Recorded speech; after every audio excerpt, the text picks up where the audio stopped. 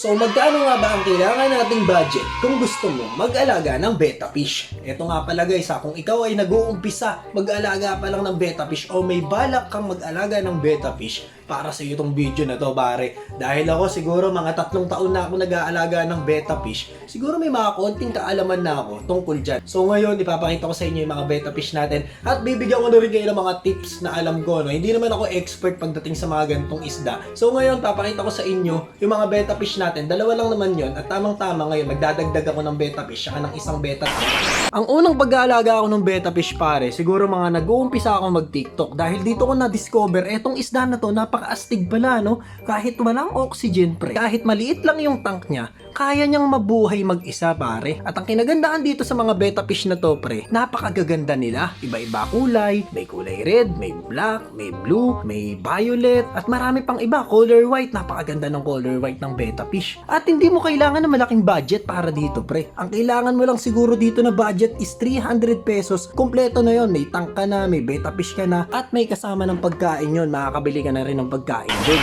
So magkano nga ba ang isang betta tank? Etong betta tank ko na to, ito pa yung mga unang betta tank ko pare. 3 to, yung isa nabasag na. So ang bili ko rito sa isang betta tank na to pare is 120 sa pagkakatanda ko. Ang height niyan is nasa 8 inches at yung length niyan is nasa 6 inches at ang width pare nasa 4 inches. Tamang-tama lang sa isang betta fish na ilalagay mo. Pero may mga keeper na nagkikip ng mga betta fish na maliliit lang yung tank nila. Tulad nito, pwede mong ilagay sa ganito pre. Yung pinaglagyan ng buko, pwede mo silang ilagay dito. Tapos yung mga ganito naman, sobrang liit na nito, parang hindi naman advisable. Pero sa mga nagtitinda, yung mga gantong lalagyanan, okay din. At pwede rin naman sa ganito para makatipid ka at di ka na bumili pre. Basta isisecure nyo lang sila kasi ito, madali lang tumatumba. Pag natumba yan, patay na agad yung isda mo. Tapos ito, medyo maliit. Hindi sila makakaikot masyado rito dahil wala namang masyadong space sa loob. So ito, advisable siguro yung mga ganito. To, malapad to, hindi ganong kataas. Tapos makakasave ka ng ano dito, no, ng space pare. At mura pa, magkano lang to? 13 pesos lang. Magkano nga bang aabutin natin pag bumili tayo ng betta fish at kung ano yung mga kailangan natin? Kaya tara na, let's go! Dapat dalawang pet shop yung pupuntahan natin ngayon. Dito sa bilihan ng betta at doon sa binibilang ko ng mga tank pare. Pero baka dito sa may pet toys meron na ding tank. Dito na lang tayo bumili. Yun, may mga bago rin nga pala silang Oscar dito, mga albino. Gusto ko sanang magdagdag kaso 3 na yung Oscar natin sa bahay at may mga pagong parot pare, tignan nyo naman. Kaya ayoko na pupunta sa shop na to lahat ng makita ko gusto kong alagaan pero ayan, may betta pa sila pare, sayang at konti na lang yung betta rito. Buti na lang may naabutan pa tayo dahil yung mga isda talaga rito pare, mabilis maubos dahil mga mura nga nila ibinibigay ito sa mga customer nila. Kahit papano may pagpipilian tayo, may 4 pa na betta fish dito na naiwan, yung red, yung white, saka yung ano bang kulay ng isa parang blue. At talagang nagulat ako sa presyo ng tank nila dito pre. Yung hawak ko na yon is 65 pesos pare at yung sumunod na size doon, alam nyo kung magkano?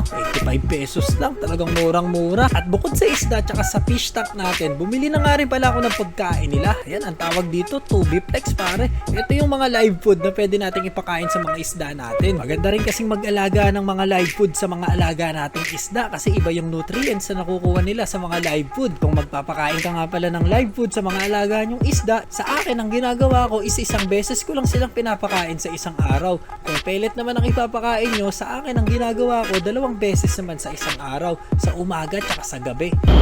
Dito na lang din ako bumili nung aquarium natin, kaso nga lang yung maliit na version.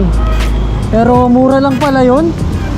Dati kasi bili ko doon sa malaki, katulad nung nasa bahay, 115, 85 lang pala yung ganun. 85 pesos lang pala yung ganun. Ito 65 tapos yan 85. So sana hindi mabasag. So, yung beta natin matagtag. So hindi naman na siguro mababasag yan. Okay na yan, tara na.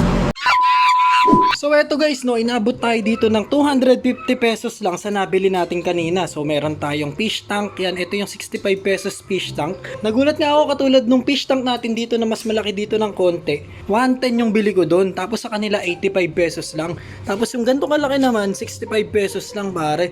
So wala kasi nung mas malaki, kaya ito na lang ibinili natin. Pwede rin naman to, although medyo maliit to kaysa dun sa isa. Ang languyan niya lang, medyo limited lang yung kaya niyan languyan, no.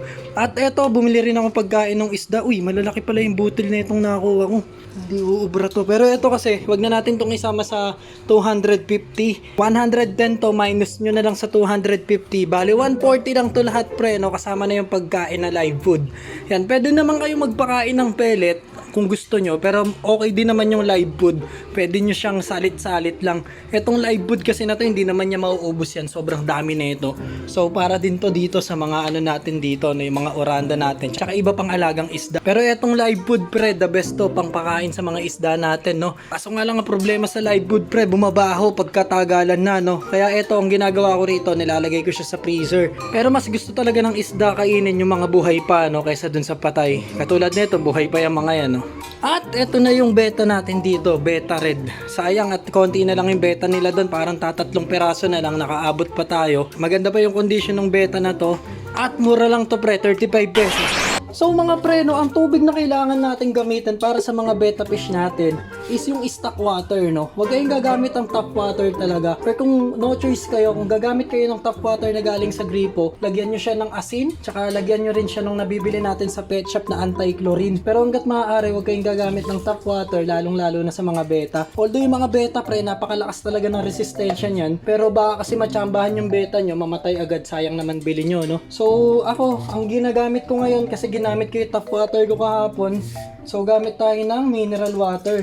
Pero yung mineral water, may napanood din kasi ko na hindi rin advisable daw yung mineral water dahil may mga chemicals na to, no, na process na. Pwede rin naman yung mineral water talaga. Lagyan na lang natin ng asin tsaka yung sinasabi ko sa inyo na anti-chlorine. So sa pagta-transfer naman ng alaga natin dito, pwede na naman natin tong erekta dito pre. Wag nyo lang isasama yung tubig na galing sa pet shop.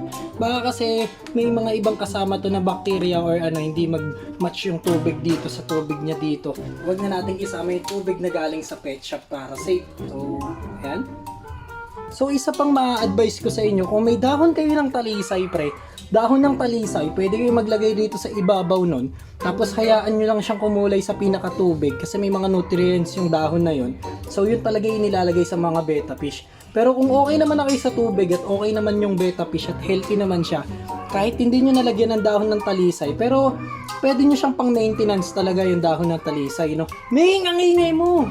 Yung pusa ako naglalandi guys, kaya ganun nag-iingay siya. So yun guys, pinagtabi natin yung fish tank na tag 65 tapos versus dito sa tag 85. Pero ito, nabili ko to nung unang-una pa, 110 yung bili ko rito. Kaya nagulat ako kanina na ang mura pala nung ganito, no? So sa kanila 85 lang yung gando. Tapos ito 65 pesos. Yan yung comparison ng 65 pesos sa tag 85 pesos pre. Mas mataas siya, no, yung tag 85 sa 65. Kung gusto niyo ng minimalist lang na lagayan ng isda, pwede naman, no? Ang ganda rin naman. So sa betta fish kasi hindi rin advisable na sobrang laki or sobrang lalim ng aquarium na paglalagyan natin dahil kailangan din nila ng oxygen, kailangan nila makaangat agad para makahinga. Pero kahit walang oxygen yan, walang pump, walang kahit na ano filter, tatagal talaga yung betta fish natin hanggang 5 years. Yun yung lifespan nila. Kung kaya niyong patagalin ng 5 years.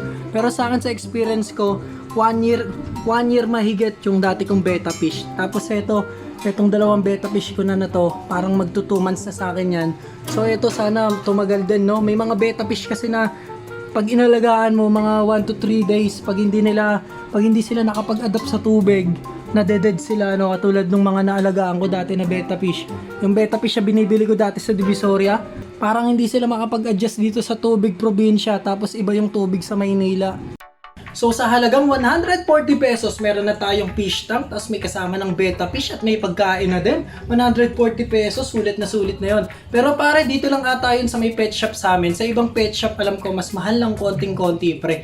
Yung fish tank nila mas mahal ata ng konti din. Parang 100 pesos yung ganito or nasa 90 plus, ganun. Basta iba presyo nila. At yung beta, depende na lang sa pag-uusap nyo kung magkano. Pero ang pinakamurang beta talaga, 50 pesos. Doon kasi sa Pet Totoy sa binibilang ko, eto 35 pesos ko lang nakuha, mura talaga pare. Kung malapit lang kayo talaga dito sa amin, dito sa may Bulacan, pwede kayo magpunta roon, mura yung mga isda talaga doon sa Pet Totoys.